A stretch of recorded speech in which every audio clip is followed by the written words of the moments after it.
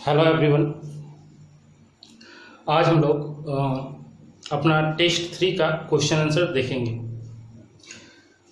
जो हम लोगों का क्लासेस में तीसरा टेस्ट हुआ था उसका पहला क्वेश्चन में दिया है 1/1 + x का power b - a plus x का पावर c - a, फिर प्लस दिया हुआ 1/1 + x का power a - b plus x का पावर c - b, फिर प्लस दिया हुआ और तीसरा टर्म में दिया हुआ 1 + x का power a - c plus x का पावर b - c।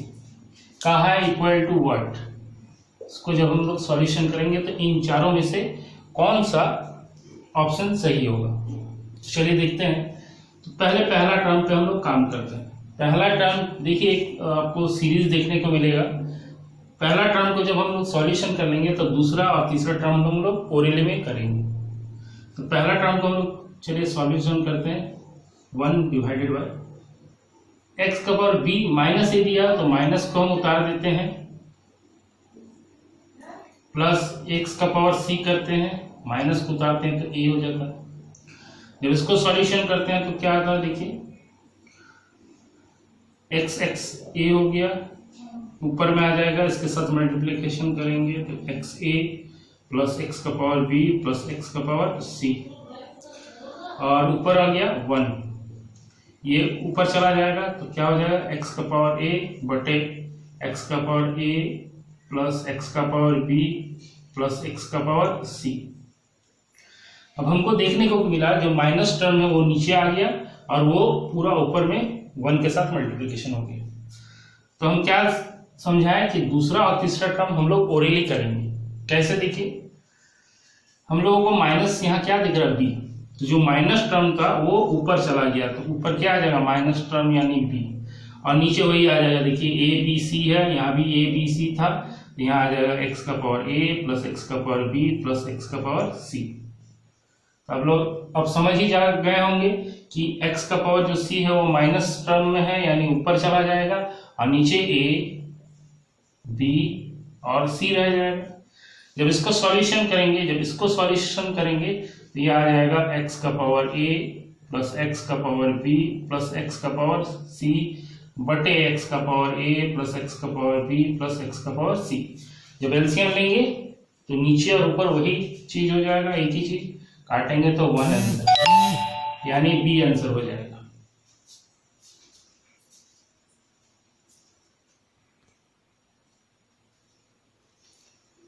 चलिए दूसरा क्वेश्चन देखते हैं। सेकंड क्वेश्चन में दिया हुआ है कि एक त्रिभुज ABC में एंगल A से एक लंब BC पर बिंदु D डाला गया। यदि BC बराबर 9 सेंटीमीटर तथा DC बराबर 3 सेंटीमीटर हो तो त्रिभुज ABD और त्रिभुज ADC के क्षेत्रफल का अनुपात क्या होगा। क्वेश्चन को देखिए कैसे सॉल्व करते हैं। त्रिभुज ABC लेते हैं,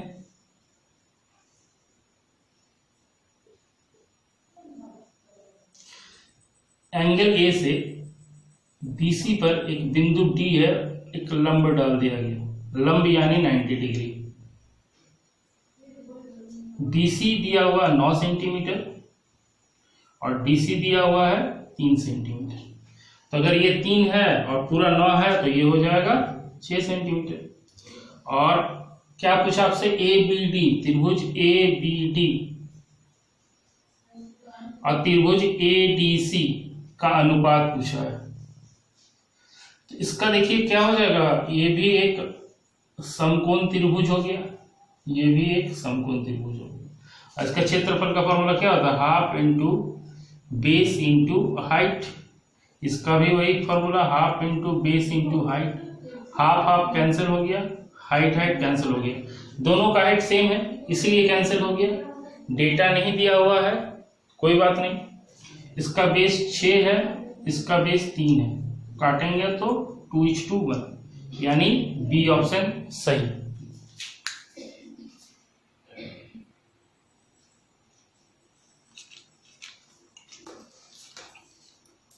चलिए आइए तीसरा क्वेश्चन देखते हैं।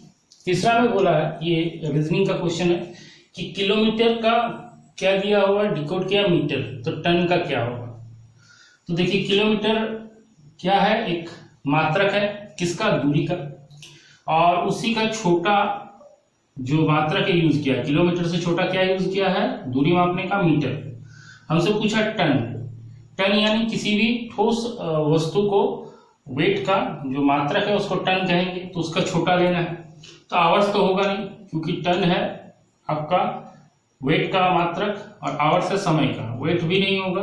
अब बात हो जाता है लीटर और केजी, तो टन का छोटा हिस्सा क्या हो जाएगा, केजी हो जाएगा। क्यों, क्योंकि ये भी ठोस मापा जाता है, ये भी ठोस। ये स्पेशली आपको तरल या द्रव मापने के लिए यूज किया जाता है।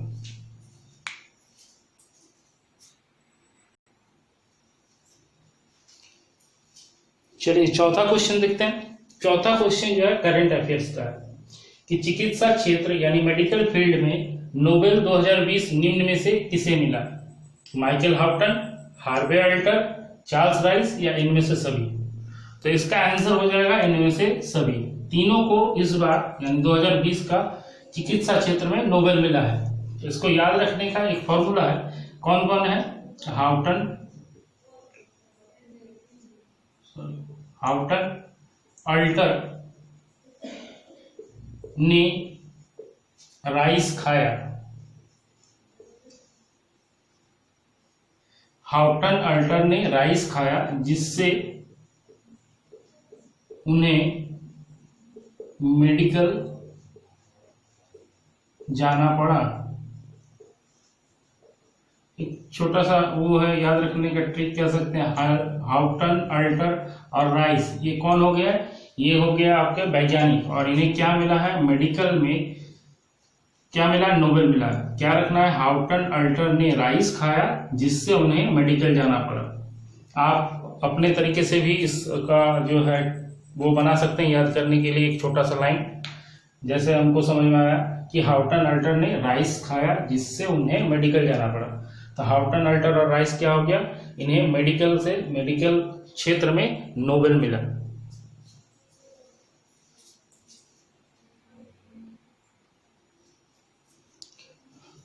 चलिए नेक्स्ट क्वेश्चन देखते हैं। क्वेश्चन में दिया हुआ, ये देखिए साइंस का एक क्वेश्चन है कि निम्न में से कौन सा उपकरण उष्मागतिकी के सिद्धांत पर कार्य करता है। उम्मीद करते हैं कि आप उष्मागतिकी के जो सिद्धांत का जो नियम है, 3-4 नियम है, उसको आप लोग जानते होंगे, और उस कॉन्सेप्ट से आप देखिए कि इनमें से कौन सा होगा ऐसा चीज जो उष्मागतिकी के सिद्धांत पर कार्य करता है। तो क्या होगा, ऑप्शन डी, स्टीम इंजन।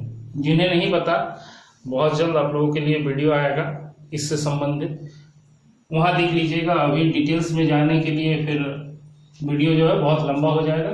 तो याद रखिए इनमें से क्या हो जाएगा, स्टीम इंजन।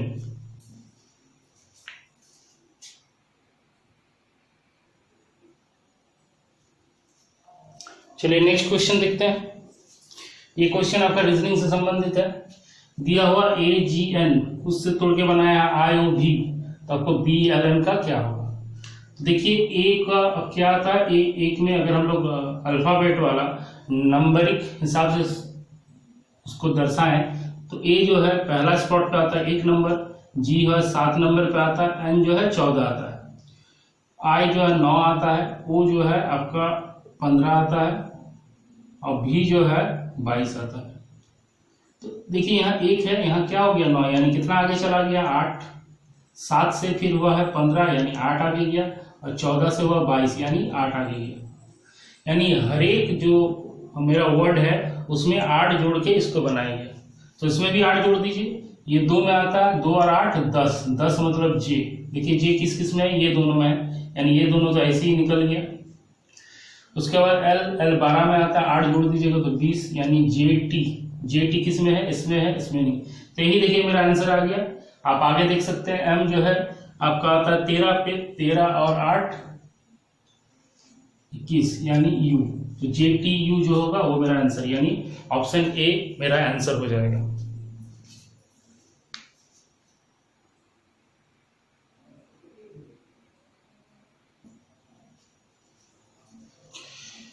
सातवां नंबर क्वेश्चन देखिए, एक्सीलरेशन या त्वरण का कौन सा फॉर्मूला होता है।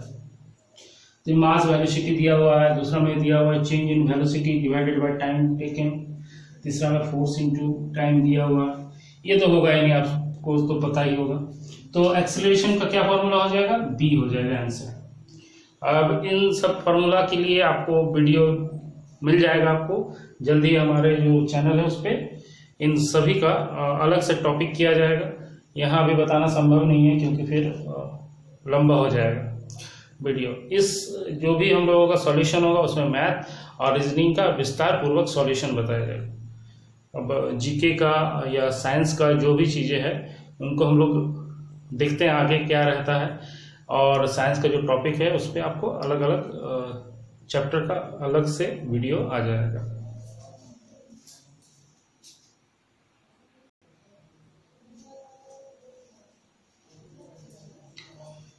चलिए देखते हैं अगला क्वेश्चन। एकदम साधारण क्वेश्चन है, देखिए 13, 16, 11, 18, 9, 20 अगला क्या होगा। तो दोनों तरीके से बना सकते हैं। देखिए 13 अगर एक घर छोड़ देते हैं, 13 में से 2 माइनस गया, फिर 2 माइनस गया, तो यहां से भी 2 माइनस जाएगा यानी 7। या फिर एक देखते हैं कि +3 - 5 +7 -9 +11। देखिए 3, 5, 7, 9, 11 और यहाँ पे क्या आ जाएगा 11 2 13 plus minus plus plus minus plus minus plus minus. दोनों तरीके से कीजिएगा तो आपका किसी भी तरीके से कीजिए आपका ऑप्शन मतलब डी होगा यानी 7 आंसर होगा।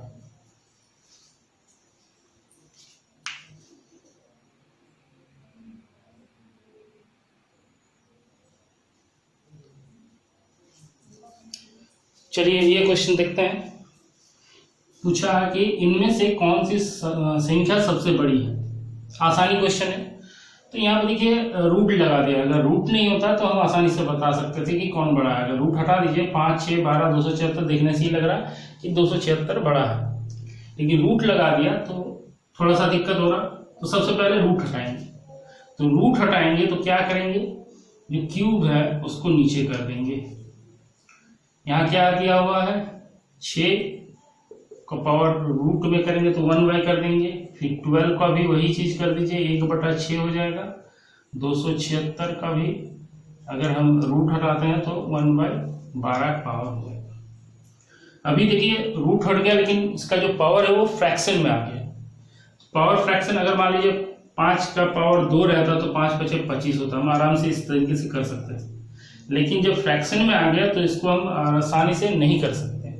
यानी हमको अगर रूट जिस तरह से हटाए थे आसान करने के लिए, उस तरीके से हम लोग जो फ्रैक्शन है इसको भी हटा देंगे। कैसे, चारों का एलसीएम ले लेंगे, जो पावर है उनका एलसीएम ले लेंगे।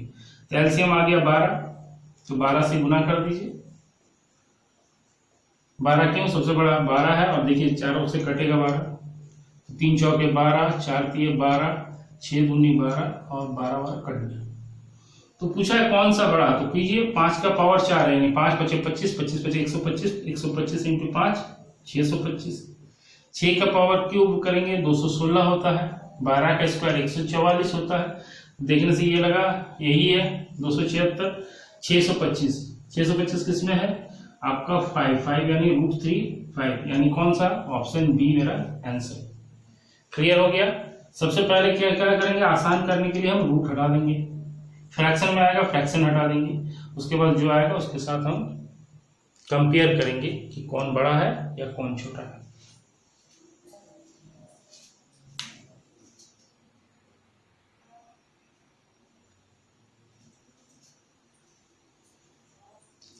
चलिए देखिए ये क्वेश्चन दिया हुआ कि एक नाव 10 घंटे में प्रतिकूल प्रवाह में 30 किलोमीटर तथा धारा के अनुकूल 44 किलोमीटर की दूरी तय करता है, जबकि वही नाव धारा के प्रतिकूल 40 किलोमीटर तथा धारा के अनुकूल 55 किलोमीटर की दूरी 13 घंटे में तय करती है। तो शांत जल में नाव की चाल क्या है। तो 3 चीज है, ds मतलब धारा का दिशा, SW मतलब शांत जल, US मतलब धारा के प्रतिकूल। ये थोड़ा सा ध्यान दे दीजिए, और विस्तार रूप से हम लोग चर्चा करेंगे जब हम लोग नाव धारा पढ़ेंगे। और जो हम लोग से ऑफलाइन पढ़ते हैं उन्हें ये चीज बढ़िया तरीके से पता है। तो हमसे कहा गया है, देखिए ये क्या दिया हुआ है, मिक्सअप दे दिया, मतलब दोनों का डिस्टेंस दिया हुआ है और टोटल टाइम दे दिया है। तो देखिए क्या दिया हुआ है, हम लोग जानते हैं कि distance divided by time equal to speed, या distance by divided by speed equal to time. तो हम देख रहे हैं 30 किलोमीटर जा रहा है, कुछ स्पीड से जा रहा होगा, प्लस जब रिटर्न आ रहा है तो 44 किलोमीटर आ रहा है, उसका भी कुछ स्पीड रहा होगा। तो इनको डिवाइडेड करेंगे और जोड़ देंगे तो टोटल टाइम यानी 10 घंटा निकालना चाहिए। उसी तरीके से दिया हुआ है कि 40 किलोमीटर धारा के सॉरी यहाँ अनुकूल और अच्छा प्रतिकूल 40 किलोमीटर, ये भी कुछ स्पीड से जा रहा होगा, और धारा का अनुकूल 55 किलोमीटर। प्रतिकूल यानी यूएस अप स्ट्रीम और अनुकूल यानी डीएस डाउन स्ट्रीम, शांत जल एसडब्ल्यू। तो हमको कितना निकालना है, दोनों का 10 घंटा निकालना है। तो पहले 30 का बात कर लेते हैं। 30 किस किस से कटेगा, 1 से, 2 से, 3 से, 5 से, 6 से, 15 से और 30। तो हमको देखिए इसको कहते हैं हिट एंड ट्रायल, मतलब यहाँ ऑप्शन से नहीं बनेगा क्योंकि शांत जल दे दिया है। तो हमको एज्यूम करना पड़ेगा कि क्या आंसर हो सकता है। ये इसको हिट एंड ट्रायल बोलते हैं, मतलब हम लोग हिट कर रहे हैं। जैसे अगर 3 से बोलते हैं कि इसका स्पीड 3 होगा तो कितना समय ले लेगा, 10 घंटा, जबकि हमको क्या चाहिए, टोटल 10 घंटा लगा, अभी इसको 44। तो ये तो आंसर नहीं होगा, यानी यूएस का जो स्पीड है इससे ज्यादा रहेगा। कितना देखते हैं, 5 लेते हैं तो 5 छके 30, मतलब मेरा स्पीड है 5 किलोमीटर प्रति घंटा। 30 किलोमीटर जाने में कितना घंटा लग गया हमको, 6 घंटा। अभी कितना बचा हुआ है, 4 घंटा। तो 4 से डिवाइडेड करते हैं, 11 चौके 44, यानी इसका स्पीड क्या रहा होगा, 11 किलोमीटर पर आवर। दोनों कट रहा है 11 किलोमीटर। अब 6 + 4 10 घंटा हो गया। तो क्या मेरा ये जो ले रहे हैं ये सही है, कहां से पता चलेगा, दूसरा से, क्योंकि इन दोनों का जो टोटल टाइम है वो कितना है, 13 घंटा है। बोला है कि दोनों जो है जा रहा है और वापस आ रहा है, तो कितना समय लग रहा है, 13 घंटा। वही नाव है तो नाव का तो स्पीड चेंज नहीं होगा, यानी यहाँ 5 होगा और यहाँ 11 होगा। इसको डिवाइडेड करके समय निकलेगा, और दोनों समय का वैल्यू अगर 13 आता है तो हम जो एज्यूम किए हैं वो बिल्कुल सही है। अगर नहीं आता तो एज्यूम गलत है, हमको दूसरा लेना पड़ेगा। तो 5 से काटते हैं, 8 × 5 = 40, यानी कितना घंटा हो गया, यहाँ 8 घंटा। 11 से 55 को काटते हैं तो 11 × 5 = 55, यानी 5 घंटा। दोनों को जोड़ रहे हैं तो 13 घंटा। दोनों जो इक्वेशन है, दोनों जो स्टेटमेंट कहा है, इस एजम्पशन के साथ मेरा पूरा हो रहा है, यानी ये जो हम ले रहे हैं वो सही है। हमसे पूछा है क्या कि शांत जल में, शांत जल का स्पीड, तो SW बराबर होता है DS + US बटे 2। तो 11 और 5 16/2, यानी 8 किलोमीटर पर आवर मेरा आंसर होगा। अगर नहीं समझ में आया तो फिर से रिवाइंड कर लीजिए, बढ़िया तरीके से समझिए, आपको समझ में आ जाएगा।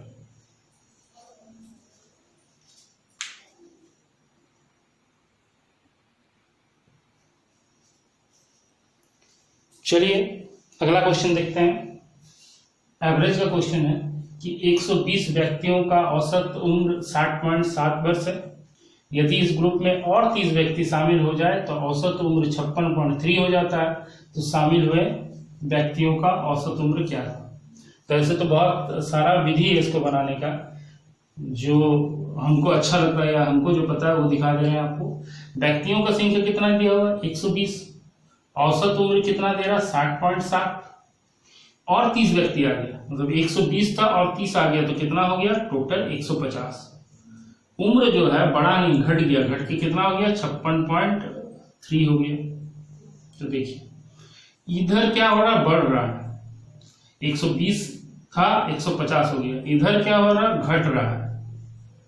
तो पहले अंतर देख लेते हैं। 150 में से 120 घटा दिए 30, घटा दीजिए 4। तो अगर दोनों तरफ प्लस आता तो हम प्लस करते हैं। किसको प्लस करते हैं ये जानेंगे। अगर दोनों तरफ माइनस होता तो प्लस करते हैं। एक तरफ प्लस एक तरफ माइनस होगा तो माइनस करेंगे। किसको, देखिए इन दोनों को गुना करेंगे और इन दोनों को गुना करेंगे, मतलब 120 × 4.4 माइनस करेंगे इन दोनों को, मतलब 30 माइनस 56.3। किसको माइनस कर रहे हैं? इन दोनों को। देख लीजिए बढ़िया तरीके से। कब माइनस करेंगे? जब एक तरफ बढ़ेगा एक तरफ घटेगा। दोनों तरफ घटेगा तो यहाँ प्लस होगा, दोनों तरफ बढ़ेगा तो यहाँ प्लस होगा, लेकिन एक तरफ बढ़ेगा एक तरफ घटेगा, चाहे किधर भी हो वहां यहाँ पे माइनस होगा। तो गुना करते हैं, देखिए 12 चौके 48, 48 528। इधर गुना करते हैं तो 3 तिये 9, 3 छके 18, 5 तिये 15, 1 16। 1600 में 500 चला गया, 1100, 1 और 6, 1161। अब हमसे पूछा है कि ये तो टोटल वैल्यू किसका निकला? 30 व्यक्तियों का। 30 व्यक्तियों का टोटल जो औसत उम्र है इतना है, तो हमको औसत उम्र पूछा है तो 30 से भाग देंगे।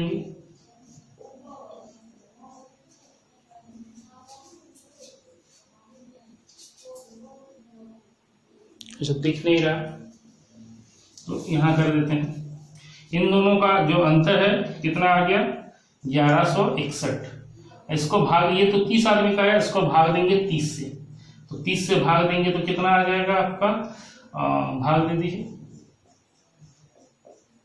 3 तिये 9, 90, 26 हो गया, 1 रख लीजिए, 8 तिये 24 हो गया, 21 पॉइंट लगाएंगे, 7 तिये 21, 38.7, यानी डी आंसर हो गया।